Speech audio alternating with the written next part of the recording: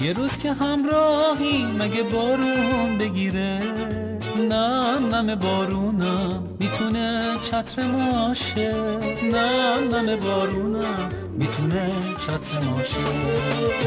یه شب که بی سقفی مگه همسایه باشیم، با من و تو مهدا میشه هم خونه باشه، با من و تو مهدا میشه هم خونه باشه. یه خونه غرق غصه است، یه خونه جای خنده، یکی میخواد جداشه، اون یکی تازه دل میبنده. یه روز جدایی، یه روز رسیدن، یه روز به دل نشستن، روز دیگه روز دل بریدن.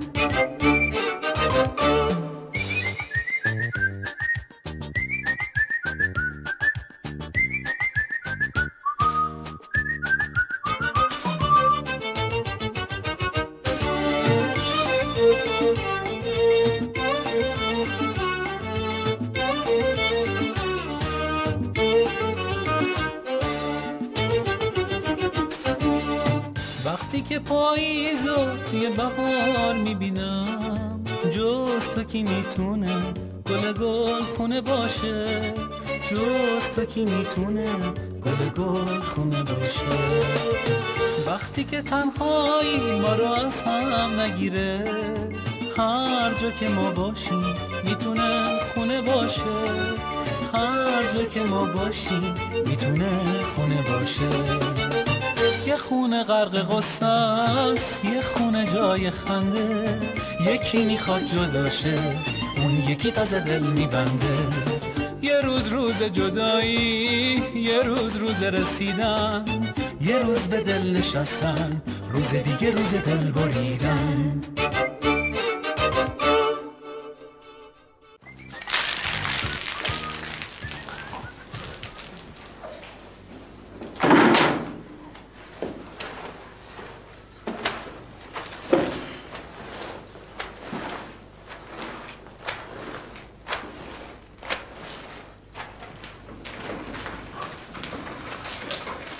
فقط اگه میخوای باید بجنبی یا چرا؟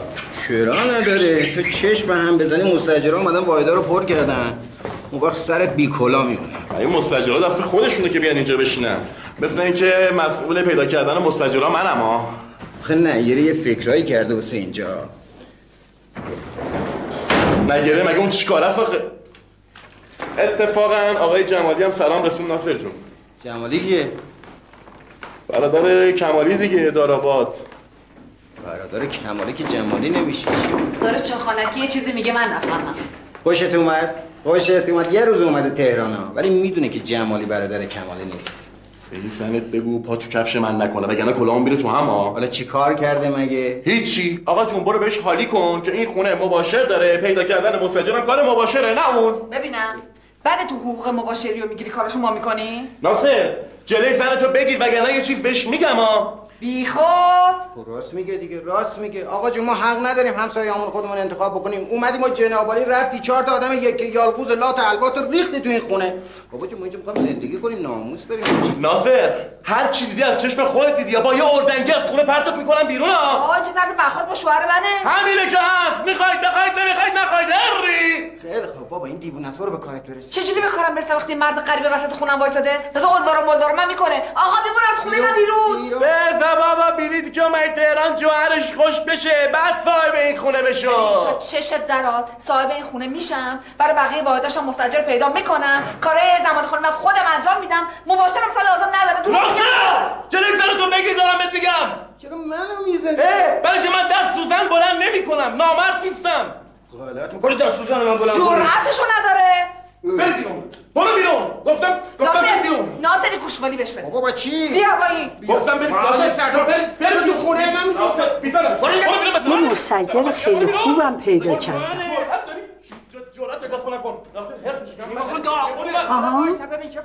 ببین صدات اصلا نمیرسه. آره خیلی خوب. ببین عزیزم من خودم باید تماس میگیرم. خب خداحافظ.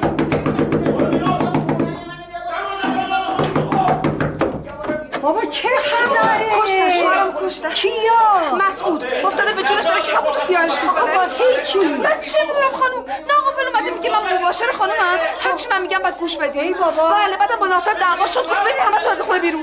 خب خانوم اگه میخواین ما از اینجا بریم خودتون بگین ما میریم، احتیاجی به این کارا نیست که. تو ناراحت نشو، الان من همه چی رو درست میکنم.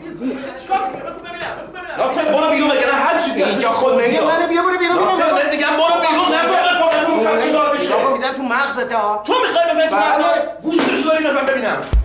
زدی؟ بله نه نگاه.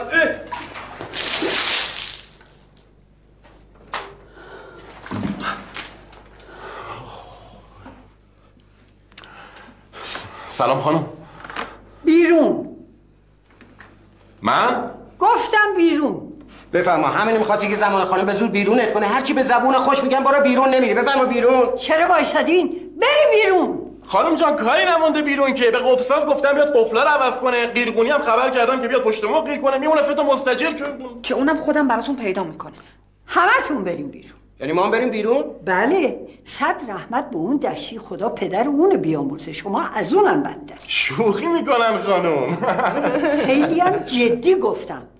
بریم بیرون میخوام در قلف کنم. خانم زودتر میگفتی. ما 4 ساعت الان داریم اینجا رو تمیز میکنیم. پول کارگر چقدره؟ بیاین پایین مزدتون رو بگیریم بریم. خانم جان مگه من مردم خودم بهشون میدم بعدم میام پایین با شما حساب میکنم. برید بیرون ببینم. برید نکرده. لازم نکرده. دیگه هم اینورا پیداتون نشه. خانم اگه اجازه بدین من کابینت‌های آشپزخونه رو تمیز کنم که مستاجرای جدید اومدن نگن اینجا چقدر کثیفه. من اصلا مستاجر نمیخوام، واحدارم دیگه نمیخوام اجاره بدم. خوش اومدین.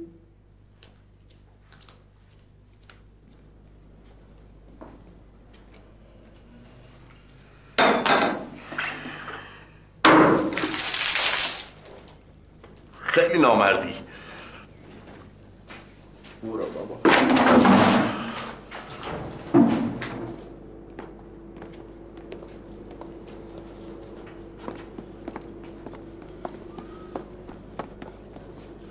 خیلی بد شد. خیلی. اتفاقا خیلی هم خوب شد. تا شما باشین که واسه من دست به یکی نکنین. تو واسه چی رفتی زمان خانم آوردی بالا سر؟ هیچی واسه اینکه زیرا به منو بزنه زمان خانم از خونش بندازه بیرون. آره؟ آره. خوشم میاد زن و شوهر یه جمع معرفت تو وجودتون نیست. خیلی نامردین بابا شما خیلی. بابا حالا چیکار کنیم؟ هیچی میری میدون تجریش ماشین میگیری میدون راهن ترمینال تخت گاز ولایت. خوش اومدین. من انقدر که واسه آقا مسعود ناراحتم واسه خودمون نیستم. چرا؟ برای اینکه من و تو بالاخره یه 4 دیواری پیدا می‌کنیم میریم توش زندگی می‌کنیم. ولی این آقا مسعود بیچاره دیگه همچین کاری براش پیدا نمیشه. میشه لطف کنید برای من دلسوزی نکنید؟ من توی این تهران کنار خیابون جورابم بفروشم خرجمو در میارم. نه مگه ما مردیم که همشهرمون تو شهر غریب جوراب بفروشه؟ خانم مثال عرض کردم جوراب نشد کپون نشد دلار نشد گوسفند. مگه تهران کنار خیابون گوسفند هم میفروشن؟ اینجا کنار خیابون شتر هم میفروشن. نه این کارا برازنده آقا مسعود نیست. همون مباشر باشی بهتره. حالا که همه چیو خراب کردین؟ آقا اصلا حقمونه. ما لیاقتشو نداشتیم. اصلا لیاقت هیچی رو نداریم. بفرمایید.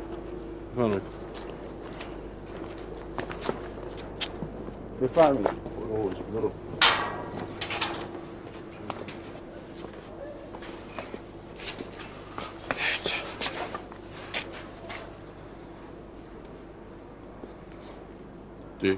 چرا وایستادین؟ خب برین دیگه. یعنی واقعا ول کنیم بریم؟ آره دیگه. اصلا قسمت ما نبوده. شاید یه مستحق‌تر از ما هست که خدا میخواد اینجا به اون برسه. کی مستحق‌تر از ما؟ چرا قسمتمون نبوده؟ چرا داد میزنی سرمون؟ خیلی خوب قسمت ما بوده. ای بابا جلوی در خونه مردم سر و صدا راه نندازین. دستشو بگیر و برای شهرستان خودت هم زود برگرد. من دیگه شهرستان برو نیستم ها. یعنی چی؟ همین. من اینجا میمونم تا تکلیفم روشن شه. تکلیف تو که روشنه. برگرد خونه بابات. بعد اینکه من سربازیم تموم شد میام اونجا جفتی یه خاکی سرمون میریزیم. سربازت کی تموم میشه؟ 2 سال دیگه؟ 4 سال دیگه؟ من دیگه خونه بابام نمیرم. اونجا همش دعوا مرافعه است. من خسته شدم. نه یاره خانم الان وقت این حرفا نیست که آخه. اتفاقا همین الان وقت این حرفاست. من دیگه طاقت در بدری ندارم. همینجا یه خونه کرایه کن بریم توش زندگی کنیم. پول از سر قبر بابام بیارم. نه خیر برو سر کار. خب ما که فعلا سر کاریم دیگه. من از اینجا تکون نمیخورم تا تکلیفم مشخص بشه. من برگردم شهرستان بگم چی؟ بگم همه چی کشک بود؟ پاشو بریم آب ریزی در نیار. بلند شو. من نمیام. من میرم ها. باش.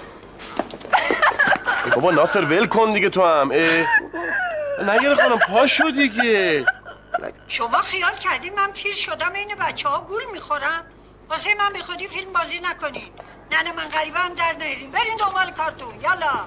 این داشته به حرفای ما گوش میکرده. ببینم این چرا فکر میکنه که ما داریم واسش فیلم بازی میکنیم؟ خانم یعنی شما خیال کردیم ما نشستیم دم خونه شما گریه زاری رو انداختیم که شما دلتون بسوزه به ما خونه بدید؟ یعنی ما اینقدر بی‌غیرتیم؟ بیا بریم ناصر. نه کجا بریم؟ حالا که اینطوری شد من از همین الان دنبال یه جا واسه اجاره میگردم که شما فکر نکنیم ما گدا و بدبخت و بیچاره و بله. خانم این دوتا بودن من نبودم. ملاحظه فرمودین؟ تشریف میبرین؟ پیش ما بیاین شهرستان. دلمون تنگ میشه. سلام.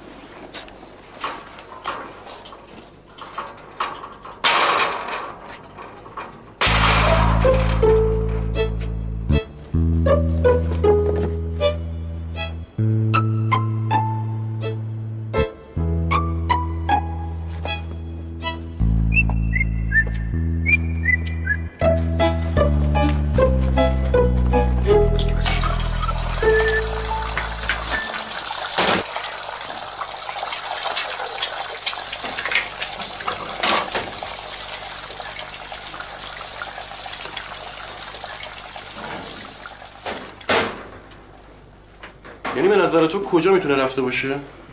کم نکنه رفته واسه خونه مستاجر پیدا کنه. نه بابا مگه نشنیدی؟ گفت دیگه نه مباشر میخوام نه مستاجر.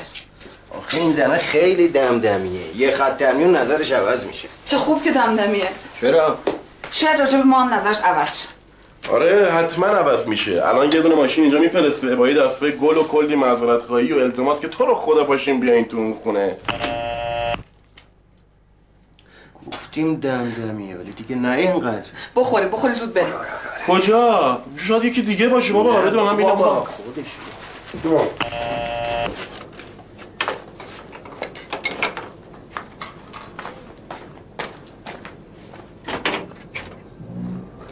سلام عرض شد. سلام آقا بهمن. این طرفا خانم فرمودن بیام خدمتتون ببریمتون. بابا این زمان خانمم کچل کرده ما رو از خونش پرت میکنه بیرون. 5 دقیقه بعد آدم میفرسته التماس میکنه که برگردیم بیاین خونه. من نمیدونم دشتی چی میکشید از دست این. آقا مسعود بی زحمت زودتر آماده بشین. کجا بابا؟ بریم توی چیزی بخوریم بعدم میریم. نه مسیر کلانتری هم ترافیک سنگینه. هر چی زودتر بریم بهتره. کلانتری واسه چی؟ لابد ازتون شکایت شده. کی شکایت کرده؟ نمیدونم والا. فقط شما زودتر حاضر شین. باش. وای سلام میام.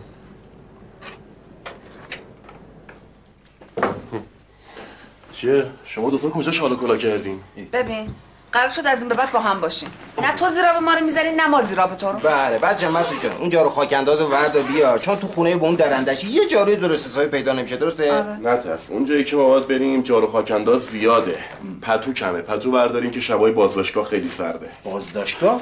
بله باید بریم کلانتری. ازمون شکایت کردم. کی شکایت کرده؟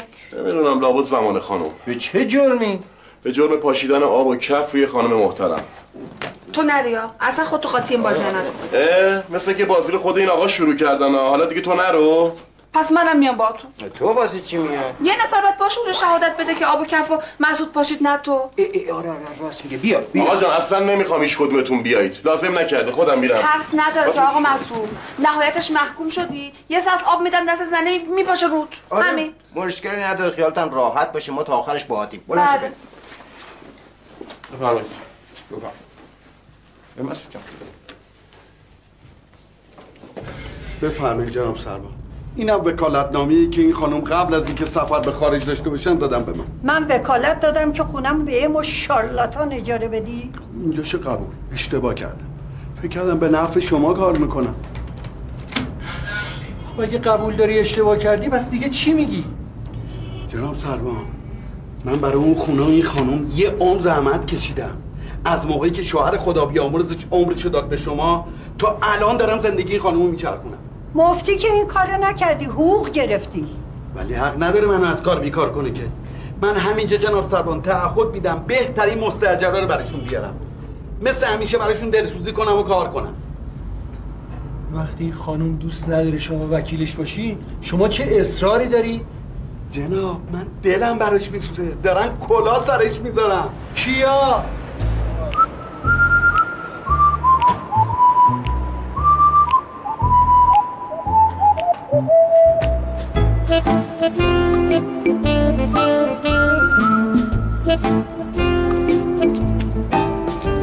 این خانم خودشون عاقلن، بالغن، هر تصمیمی بخوام بگیرن میتونن بگیرن. شکایت شما بی مورده. بی مورده یعنی چی جناب سروان؟ شما وصیت‌نامه شوهر مرحوم این خانم رو بخونید ببینید چی نوشته. نوشته آقای دشتی یعنی بنده وکیل مادام العمر این خانم خواهند بود. من به عنوان وکیل این خانم وظیفه دارم، مکلف هستم نظرم کلا سر ایشون بذارم. مگه من بچه‌م سر من کلا بذارم؟ کی میخواد سر من کلا بذاره؟ یه الف بچه. سلام. سلام علیکم. سلام علیکم.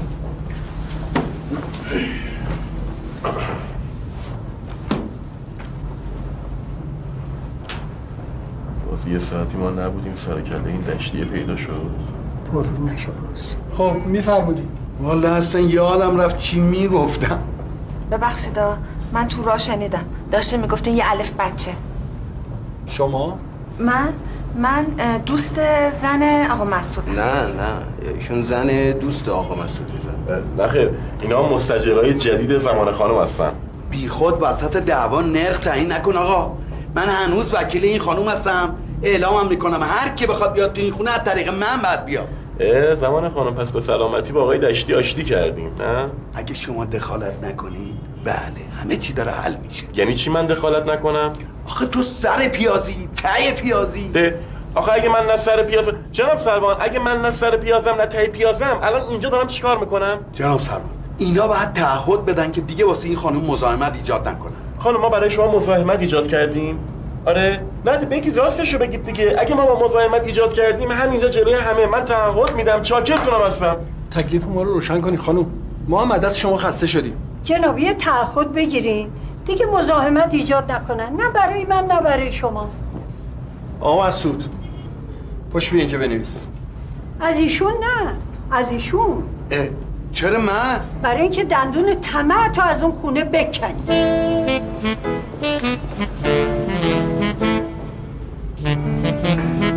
دیگه دفعه آخرتون باشه راجع به اون خونه اینجا شکایتی مطرح میشه.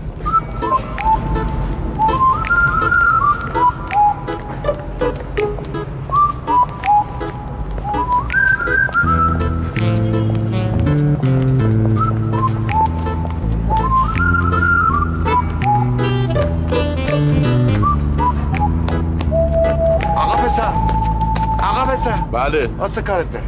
بالاخره من یه روز حالتو میگیرم. حالا کی و کجا بمانم؟ آره کنار بسا باد بیاد بابا. عمرن حالا عمرن. ببین کی دارم بهت میگم. کاری دید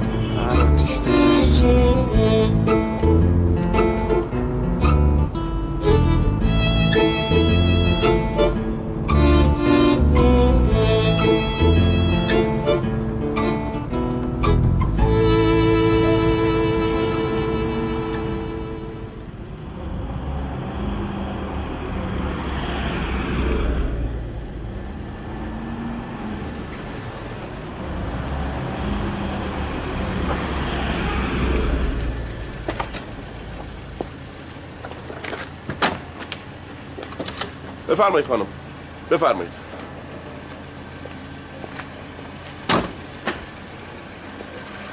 شما زحمت نکشید خانم. بدید من شما چرا زحمت میکشید؟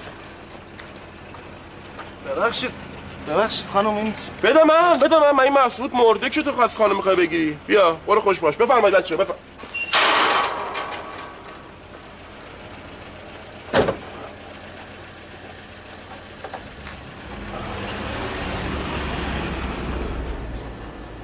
این چرا اینجوریه؟ ما رو علاف خودش کرده. نه این میخواست ما رو تا اینجا بیاره که پول تاکسیشو حساب بکنیم. بریم بابا جون بریم. کجا بریم؟ من باید حال اینو بگیرم. بابا ول کن ناصر. بابا ناصر بیشتر نه بیا ناصر بیشتر از این آبروریزی نکن. نه دیوونه بابا نه یه خانم شما اجازه بدش. بابا ول کن دیگه. کوتاه بیا ناصر. دستتو بردار از روی زنگ. چیه؟ هیچی، گفتم که زشته بدون خداحافظی بریم. خداحافظ. خداحافظی کن. خداحافظ. بری؟ پس تکلیف اون لباسای من که آب و کف ریختید روش چی میشه؟ چیزه اتفاقا خانم خوب شد که گفتیم. درو وا کنیم من بیام ازتون بگیرم ببرم بدم خوشویی. لازم نکردی. خودم میدم. شما فقط پول خوشویی رو بیارین بدین بعدم بریم. چشم خانم. چی چشم بریم بابا این عجله هم شد مستاجرش نشدیم. نه اتفاقا من میخوام روشو کم بکنم. بده دونگ تو ببینم 1000 تومن بده. 1000 تومن؟ کل لباسش 1000 تومن نمیارزی. نه یه خانم اینجا تهران ها 1000 تومن میگن 1 تومن. بده من. به جون خودم اگه اینو بده خوشویی. رختاشو خودش میشوره این پولا میذاره تو جیبش. بده من دیگه بابا. بیا. نه خانم بفرمایید. اینو میبری بهش میدی؟ نه. میری تو پرتش میکنی طرفش. همینجوری پرت میکنی یا فکر نکنی که ما گدا گشنه‌ایم. دو تا حرف گندم میذارم روش تحویلش میدم که دلم خنک شه. آفرین. چیه؟ چی کار داری؟ خانم پول خوشویی رو آوردم.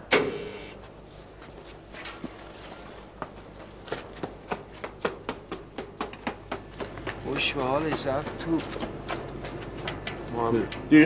وایس ببینیم بابا چی میگی تو کجا داری میری؟ واسه ترک اومدم آقا. من نمی‌بینی صف عزیزم برو ته صف. دفعه قبل آقا صفی نبود. خب الان سرش شلوغه. ای تو همون نیستی که کلانتری اومده بودی واسه ترک اومده بودی اینجا رفتن از اینجا. پس شما برای چی واسطه اینجا؟ ما واسه مسکن قربونت برم. مسکن میدن؟ بله. اتفاقا من رفتم مسکن اجاره کنم گفتن تو محتاج بهت نمیدیم. حالا اگه اینجا مسکن میدن من دیگه بیخودی نرم ترک کنم. نه همین خوب جایی اومدی. آقا مسعود بفرما مستاجر بعدی زمان خانم. آقای مباشر مستاجر بعدی. خوشبختم. منم خوشبختم. مسئولشون الان میاد. با چی میخنده؟ من نمیدونم این میخنده. با چی میخندی آقا؟ خنده داره مگه؟ بفرمایید.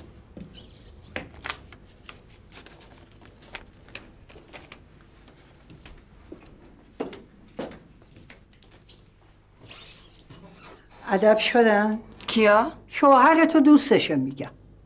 مگه واسه شما فرقی هم میکنه؟ میخوام اگه هنوز ادب نشدن و دعوا مرافع را میندازن یه خوده دیگه تنبیه بشن. وا خانم مگه بچه‌ن که تنبیه بشن؟ اگه بچه نبودن همون روز اول به جون هم نمیپریدن و دعوا مرافع را بندازن.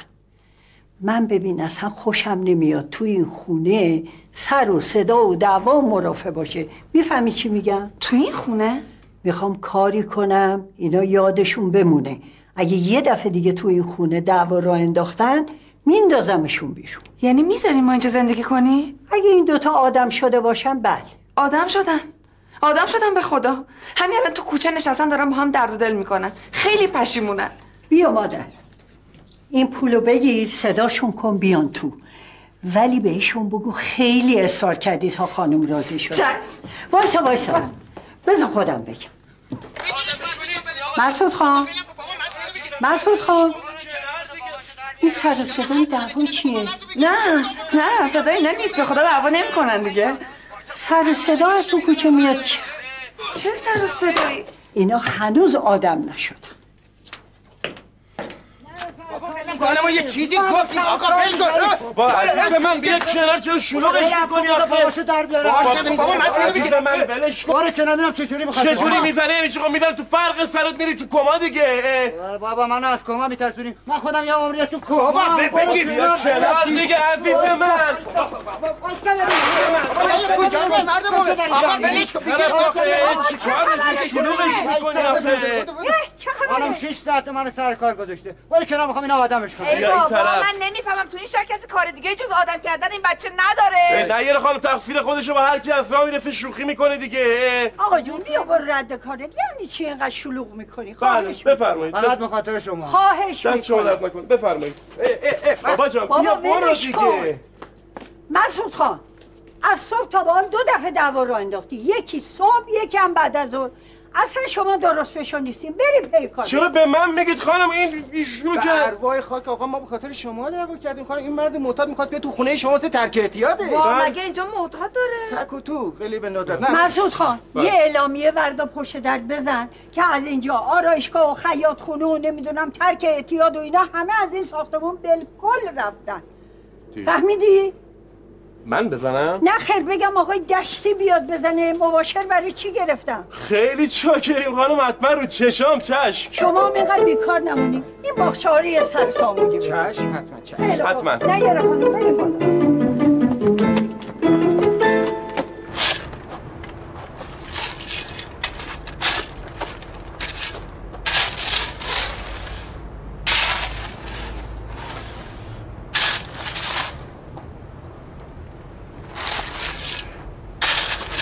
اگه بتونیم یه مستاجرایی پیدا کنیم که سر 3 ماه از اینجا پاشن برن خیلی خوب میشه. یعنی این خانم 3 ماه دیگه میره خارج؟ آره دیگه، میره پیش خواهرزادش. بابا این دمدمیه. یهو دیدی 3 ماه دیگه شو 3 روز دیگه، یهو دیدی شو 3 سال دیگه. این با هر نفسی میکشه یه بار تصمیمش عوض میکنه. اگه تا 10 دقیقه دیگه ما رو با فضاحت این خونه ننداخت بیرون، حالا میبینیم. خب حالا تو گوش کن. اگه سر 3 ماه رفت که چه بهتر، اگه زودتر رفت که نور علا نوره، اگرم دیرتر رفت که هیچی.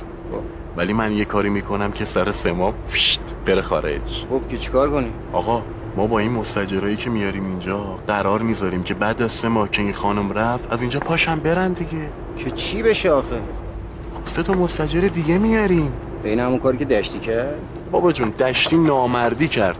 ما اینجا رو نه به آرایشگاه اجاره میدیم، نه به تولیدی، نه به زن دوممون. ما اینجا رو با آدمای پولدارتر اجاره میدیم که پول اجاره واقعی اینجا رو بدن. بعد پولی که از مستاجر بعدی میگیریم ما چیکار میکنیم؟ هپو خجالت بکش. یعنی تو اینقدر پستی؟ می تو نیستی؟ هستم ولی نه به اندازه تو خیلی نامردی ناصر. ما بالاخره نفهمیم تو واسه چی میخوای 3 ماه دیگه مستاجر بیاری اینجا؟ بابا ناصر جون میخوام آشناهامو بیارم. من یه شوهر خاله دارم. خب انقدر باحاله، انقدر باحاله. منو دیدی؟ اونو دیدی؟ خیلی باحاله. اصلا بیاد اینجا کلی با هم دیگه صفا میکنیم. فقط یه عیب داره تفلک. اونم اینه که 5 تا بچه داره. ولی هر وقت زمان خانم بره میخوام بهش بگم پاشو بیاد اینجا. بقیه واحدا رو چی؟ یه رفیقم دارم بچه دوران خدمتمون تو پادگان بود. بچه زابل. آقا کمپانی جوکه. الانم دارم میگم خندم میگیره. اگه بدید پسات خندمون جوره جوره. خیلی خوبه. خب بگو از همین الان بیاد اینجا. آخه نمیتونه الان بیاد. چرا؟ مجرده. قتل که نکرده. اونم هر وقت زمان خانم رفت بهش میگم بیاد. ببینم کرایه خونه‌شون چی؟ همه رو تمام و کمال پست میکنیم واسه زمان خانم. بابا دمت گرم. باز تو از دشتی با مرامتری. تو هم بیل بزن عزیزم، بیل بزن.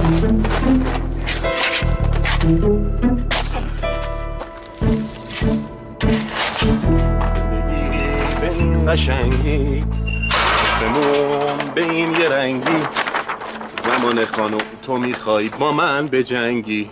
آخه بابا جنگ چیه و چه جنگی؟ چرا میخوای با من به جنگی؟ زندگی به این قشنگی، خونه به این قشنگی. خوبه دیگه.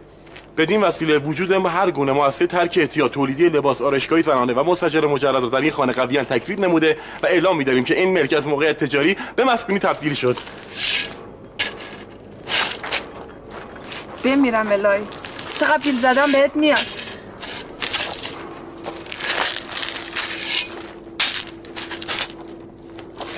به چی فکر میکنی تو؟ به همون چیزی که تو داری فکر میکنی. من به 3 ماه دیگه فکر میکنم.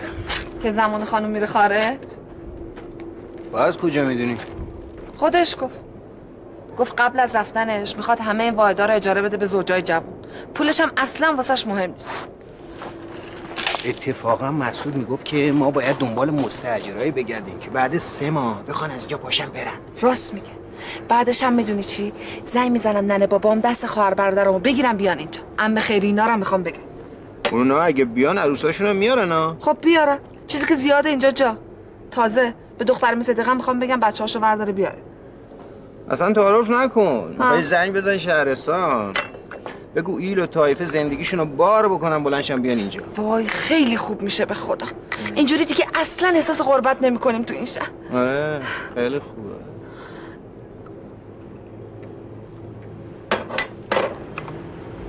پدر جان عرض کردم 2 زوج جوون زیر 30 سال که وضع مالیشون هم همچین خوب نباشه. الان وضع مالی که خوبه، کسی که وضع مالیش خوب باشه که نمیاد اجاره نشینی. آفرین، خدا پدرتو بیامرزه. این 2 زوج نباید بچه داشته باشن، با پیرزن هم باید مهربون باشن. چرا؟ چرا نداره پدر من، آدم باید با پیرزن مهربون باشه دیگه. حالا شما سراغ دارین یا نه؟ پیرزن خوب؟ اگه سراغ داشتم که برای خودم میگرفتم. حالا ملک کجاست؟ همین یه خیابون پایین‌تر یه ساختمون قدیمی 5 واحد است. 5 واحد رو میخواین بدیم به 2 زوج؟ نه پدر من، 2 تاشو میخوایم اجاره بدیم. اون 3 واحد تکلیفش چیه؟ شما حالا 2 تاشو اجاره بدین، 3 تای دیگه‌اش پیشکش. زوج باشن یعنی چی؟ یعنی زن و شوهر باشن. حالا اگه خواهر برادر باشن به کارتون نمیاد؟ ببخشید شما قبلا مدیری، ناظمی، معلمی چیزی نبودین؟ میبینم که قیافت آشناست. تو شاگرد من بودی؟ اسمت چیه؟ آقای عزیز، پدر من، یک کلام بگو 2 زوج دست به نقد، بی دردسر، بی بچه سراغ داریم یا نه؟ برای فروش یا اجاره؟ مرحمت زیاد. کجا پس؟ یه موردم کوچه بالایی برات سراغ دارم، گفته رهن کامل ولی اجاره هم میده. گفتی چند نفری؟ 12 و 25 دقیقه. پس ساعت من عقبه.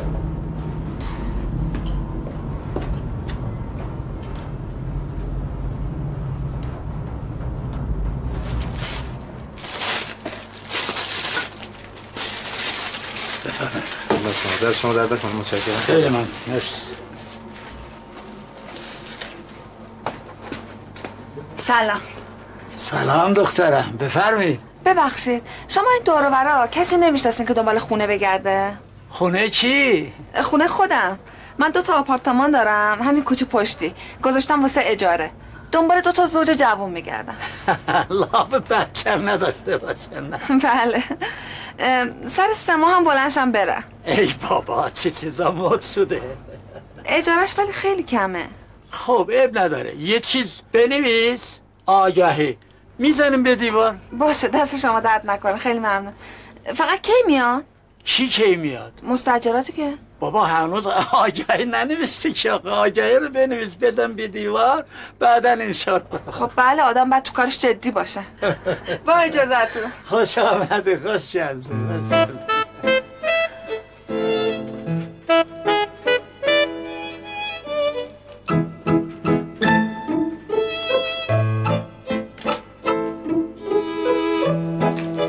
خب چقدر میخوان اجاره بدین؟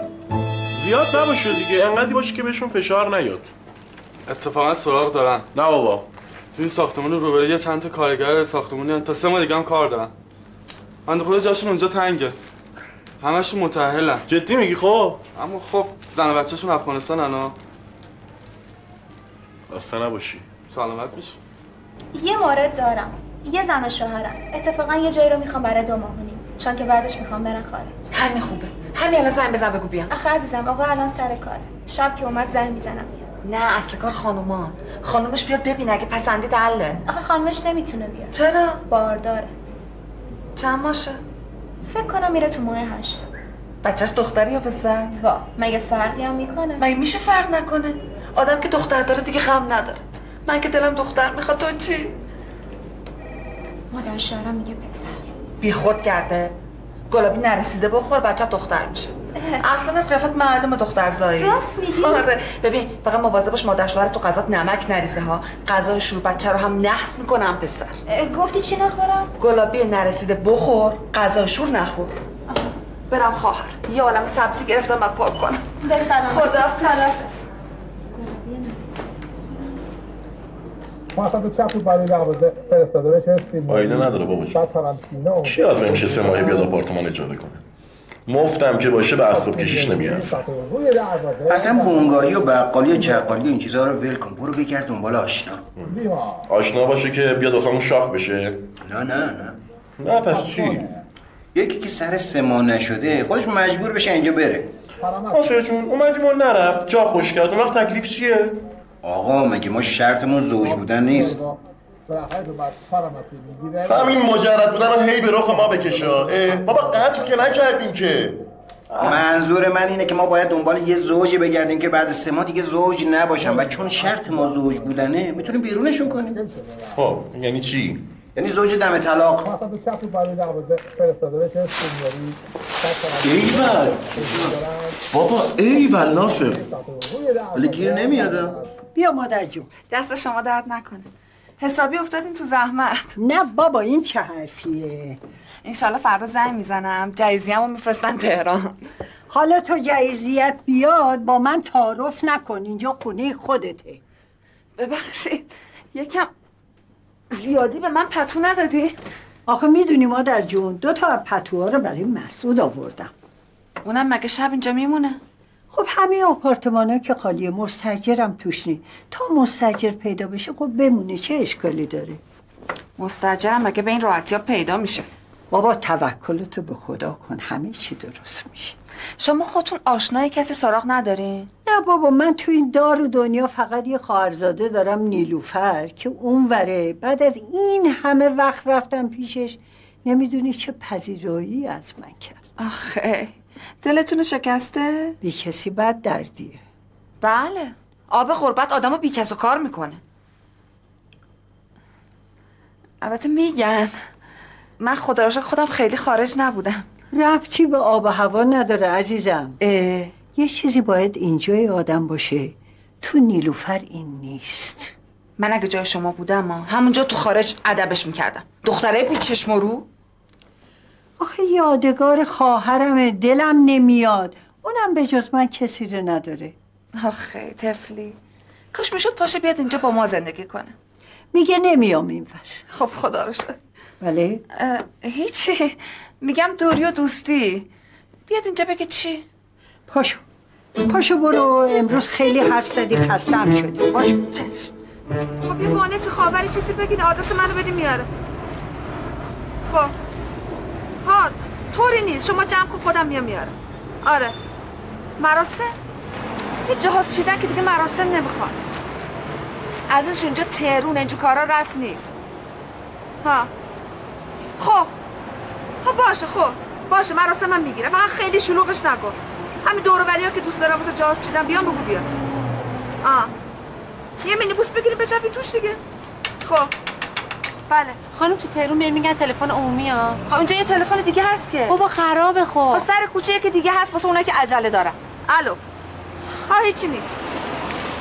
نه میگه فقط آدرس منو به هر کسی ندی، این اول زندگی حوصله مهمونداری نداره. آره دیگه، ای فردا هر کی گذرش میفته تهرون خونه من میشه مسافر خونه. آره نه مال پیرزنه است، اجاره کردی. شما چی کار داری؟ خب ارزون بود. یه خانم مهربونه میخواد کار خیر کنه. نه بابا دیوونه نی. چیه؟ میشه بگی چقدر دیگه از حرفات مونده؟ شما یه هفته مادرتون نبینید چه حرف بابا میزنی؟ من عجله دارم به خدا. این تلفن راه دور مال ما شهرستونیاست. شما که خونه‌هاتون 2 خط تلفن داره. الو بفرما. قطع شد دیگه.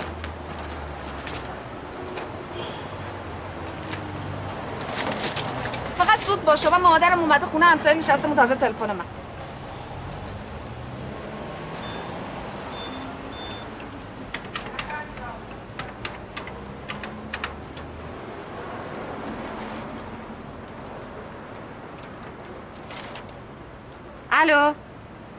الو سلام آقا.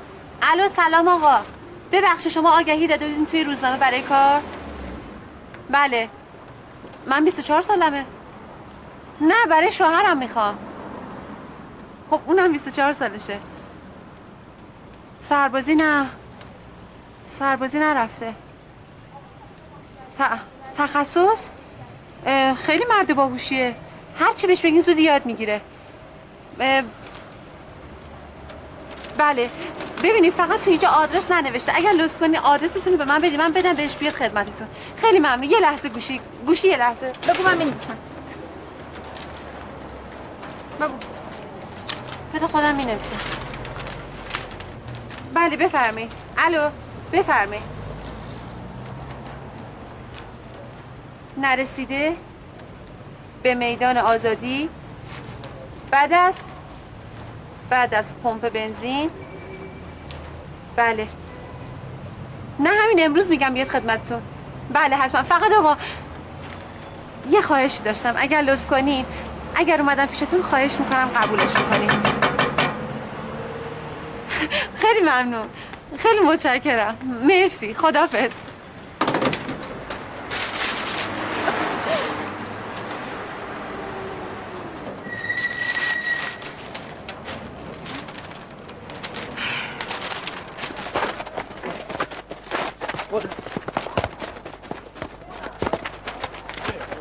آقا از این رفیقات یکی پیدا میشه که با زنش 3 ماهه بخواد خونه اجاره کنه؟ از بچگیات با مزه بودی. شاکرتی. خوش به حال زنه. من که زن نگرفتم که. خط هست بابا، کشتی میگیری یا فوتبال بازی میکنی؟ درست بازی کن دیگه. چرا نگرفتی؟ بابا ولمون کن تو رو خدا. این رفیقات برای بچه‌ها زن و شوهر زیر 30 سال پیدا میشه یا نه؟ همشون که بخوان طلاق بگیرن، تو همین مدت طلاق بگیرن. اونو میبینی؟ 3 سال ازدواج کرده، هنوز نهار و شام از بیرون میخره. یعنی چی؟ یعنی زنش آشپزی نمیکنه یا بلد نیست؟ زنش میره سر کار، دعوا دارن حسابی. آفر. ها ناصرم خوبه، امرو رفته پادگان. نه شما چطوری؟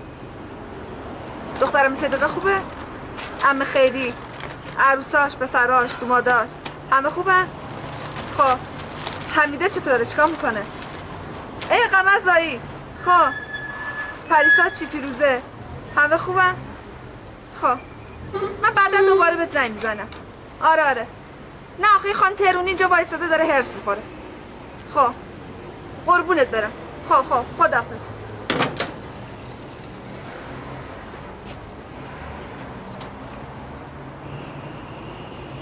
تو دوباره میخوای زنگ بزنی؟ آره این خودت دیگه.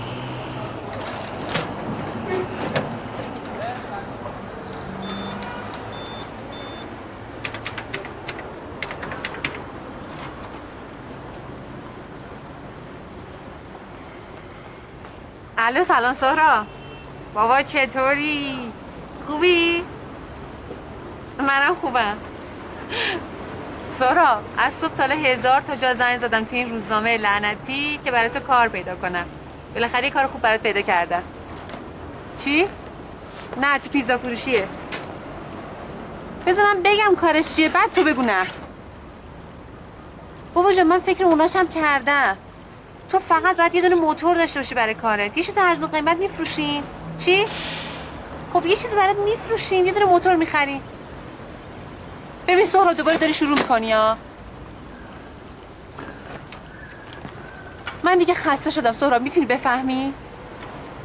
بابا جان من دلم نمیخواد تو پیش بابا توی اون سلمونی تا آخر عمر شاگردی کنی. میتونی بفهمی؟ منم آرزو دارم، میخوام مثل خیلیای دیگه زیر یه سقف یه دونه خونه مستقل داشته باشیم. آره عصبانیم.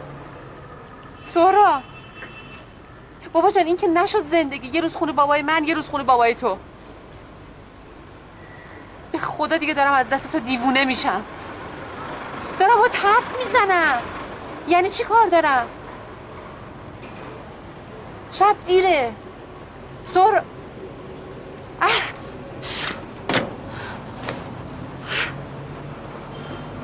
خانم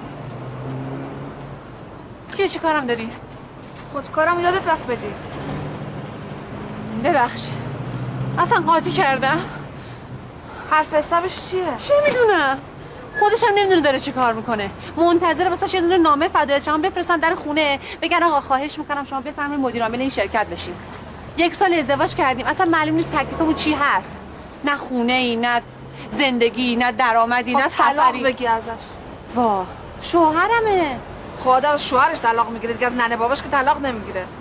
خب آخه دوستش دارم. حتما از اون بی آراز که تن به کار نمیده ها. وای تازه یادم رفتش بگم بابا ما رو تهدید کرده. گفته اگه تا 1 ماه دیگه کار خوب دست و پا نکنه همون کمک خرجی هم که ما میداده دیگه نمیده. ببین من یه کاری واسط میتونم بکنم. چی؟ یه خونه اینجا هست واسه اجاره. خب هم جای خوبیه هم قیمتش خیلی عالیه. میخوای ببینی؟ همون که تو تلفن برای مامانت میگفتی؟ آره. ببین همین کوچه پشتیه. تو بیا بیرونش اول ببین. خوشت میاد حتما. نه بیا. من بهت نشون بدم.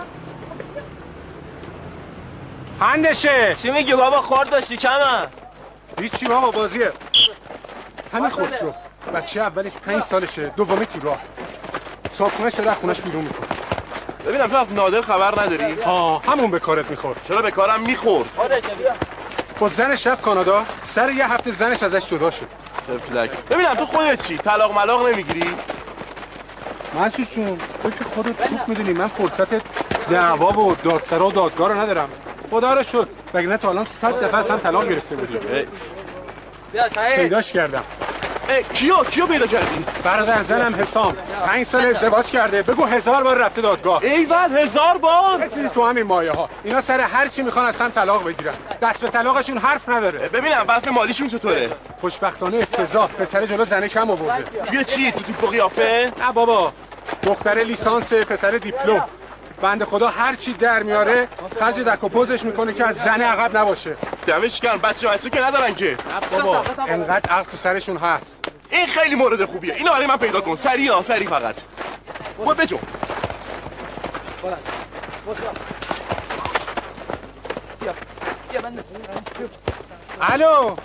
الو حسام، منم حمید، مخلصیم. ببین کجایی؟ دادسرا؟ نگفتم. اگه رسیدی خونه یه تماس با من بگیر. آره خیره. آره قربانت. چاکرتیم. پس آقا ما هم بازی دیگه. بیا بالا.